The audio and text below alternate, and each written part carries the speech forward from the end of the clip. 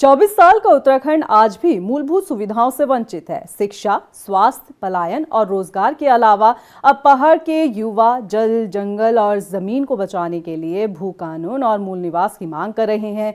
जिन सपनों के लिए राज्य आंदोलनकारियों ने संघर्ष किया, वो आज भी पूरा होने की राह देख रहे हैं। ये रिपोर्ट देखिए। मैं हूं पहाड़ प्रदेश उत्तराखंड। मैं 24 साल पहले अस्तित्व में आया।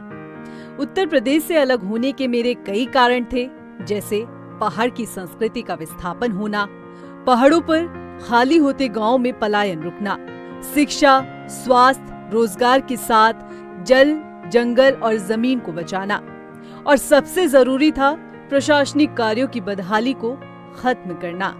मैं उत्तराखंड अलग होकर भी समस्या का समाधान नहीं कर सका। ये दर्द है उन राज्य आंदोलनकारियों का जिन्होंने उत्तराखंड को बनाने का सपना देखा और साकार भी किया, लेकिन जिस मकसद से पहाड़ प्रदेश उत्तराखंड अस्तित्व में आया, आज भी वो समस्याएं पहाड़ों पर सीना ताने खड़ी हैं। पहाड़ पर सीमांत क्षेत्र आज भी मुख्यालय से जुड़ने के लिए सड़क का इंतजार कर रहे हैं। उत्तरकाशी के मोरी विकास खंड में जान जोखिम में डालकर गांव के छात्र और ग्रामीण पुराने संसाधन जैसे ट्रॉली, लकड़ियों के फट्टों के बने पुल के जरिए नदियों को पार करते हैं। 24 साल के युवा प्रदेश उत्तराखंड के पहाड़ पर मरीज और गर्भवती आए दिन डंडी कंडी की मदद से अस्पताल पहुंचती हैं। कई बार प्रसव दुर्गम रास्तों पर हो जाते हैं और कई मरीज अपनों के कांधों पर दम तोड़ देते हैं। गलती से अगर अस्पताल पहुंच जाए तो उपचार के अभाव का शिकार होते हैं। पहाड़ों पर स्कूलों की दशा भी किसी से छिपी नहीं है। स्कूल जर्जर हालत में है और पढ़ाने के लिए शिक्षक मौजूद नहीं है।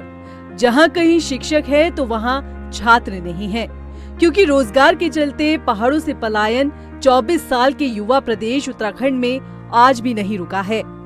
पलायन आयोग के गठन के साथ ही साल 2018 में त्रिवेंद्र सरकार ने उत्तराखंड उत्तर प्रदेश जमींदारी विनाश और भूमि व्यवस्था अधिनियम 1950 में बदलाव किया। तब सरकार ने तर्क दिया कि पहाड़ों पर प्राइवेट संसाधनों के आने से रोजगार के साथ पर्यटन को बढ़ावा मिलेगा। लेकिन आज उत्तराखंड जल, जंगल और जमीन को बचाने के लिए भू कानून की लड़ाई में उलझ गया है। रोजगार के लिए मूल निवास की मांग युवा कर रहे हैं। एक मूल आवश्यकता है। पहले भी मूल निवास था, बाद में बदल गया, स्थानीय निवास बन गया।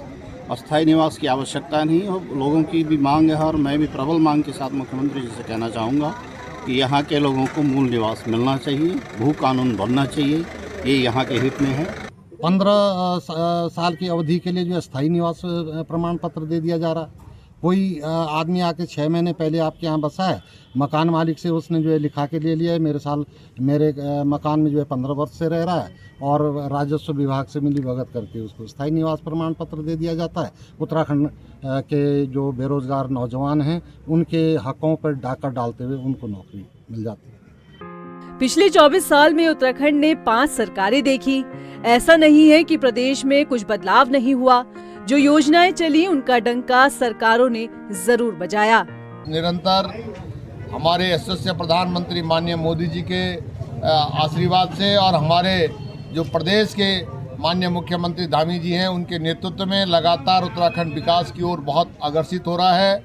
आज हमारा जनपद भी विकास की ओर काफ़ी अच्छा अग्रसित हो रहा है। तो मैं तमाम आंदोलनकारियों को जिस तरह से हम सबको मिलकर कि कैसे और अच्छा उत्तराखंड पूरे देश में, पूरे उत्तराखंड प्रथम स्थान पर के आगे की ओर अग्रसर हो और पूरे देश के अंदर पहला राज्य हमारा उत्तराखंड राज्य बने, ऐसी इस योजना के साथ हमारी सरकार निरंतर प्रयास कर रही है, निरंतर काम कर रही है, और हम कहीं न कहीं हम विकास की ओर आगे बढ़ रहे हैं। सरकार की उपलब्धियों में उत्तराखंड स्थायी राजधानी का मुद्दा तो नहीं सुलझा पाया।